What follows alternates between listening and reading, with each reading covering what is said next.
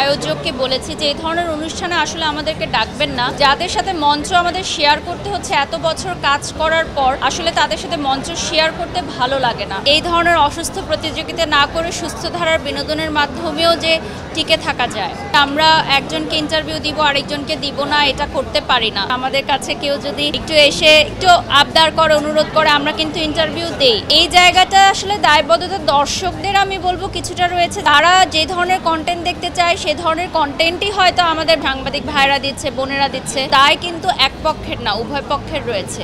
দেখুন, কিছু ক্ষেত্রে অবশ্যই ঠিক আমি বলবো, কারণ প্রচার প্রসার আমাদেরও হয়, মিথ্যা বলবো না।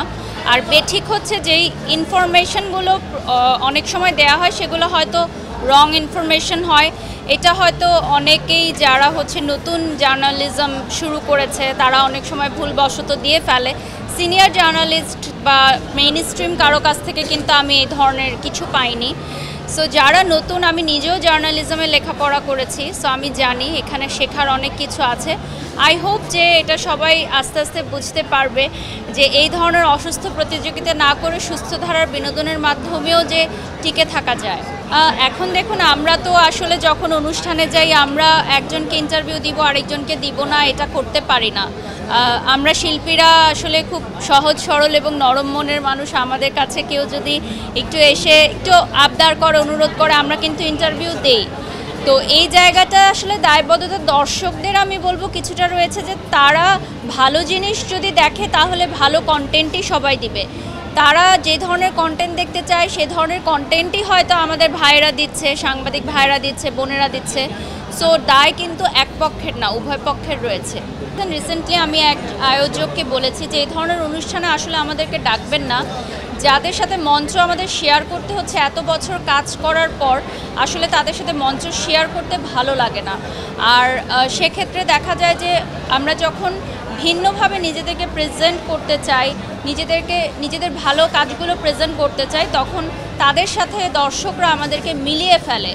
তো প্রত্যেকেরই একটা জায়গা আছে, তাদের জন্য আলাদা অনুষ্ঠান করতে পারে। সেখানে যেমন গুণী আর্টিস্টরা, তাদেরকে তাহলে ইনভাইটেশন না করুক, সব কিছুই একটা সুন্দরভাবে চলুক, এটাই আমি চাই। কাউকেই ছোট করব না, কাউকেই বড় করব না, কিন্তু একটা যোগ্যতা অর্জনের পরেই অ্যাওয়ার্ড শোতে আসা উচিত বা অ্যাওয়ার্ড নেওয়া উচিত।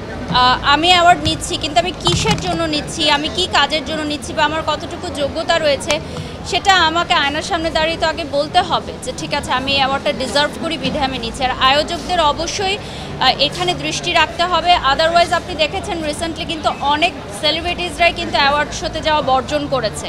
খুব কমই এখন সেলিব্রিটিসরা আছে যারা অ্যাওয়ার্ড শোতে যায়। প্রথম সারি অ্যাওয়ার্ড শো ছাড়া অন্যান্য অ্যাওয়ার্ড শোতে তারা যেতে চায় না, বা যেতে গেলে তারা পারিশ্রমিক দাবি করে যে তাদেরকে যদি পেমেন্ট করা হয় তাহলে তারা অ্যাওয়ার্ড শোতে যাবে। সো এক্ষেত্রে হয় যারা প্রথম সারির অ্যাওয়ার্ড শো, যেমন আমাদের অ্যাচিভার্স অ্যাওয়ার্ড, এরাও কিন্তু একটা হুমকির মুখে পড়ছে। অর্থাৎ অ্যাওয়ার্ড সংস্কৃতি, যেটা একটা সুস্থ ধারা সংস্কৃতি, সেটা হুমকির মুখে পড়ছে। সো কোনো কিছু আসলে অতিরিক্ত ভালো না, যেটা অতিরিক্ত হয়ে যাচ্ছে।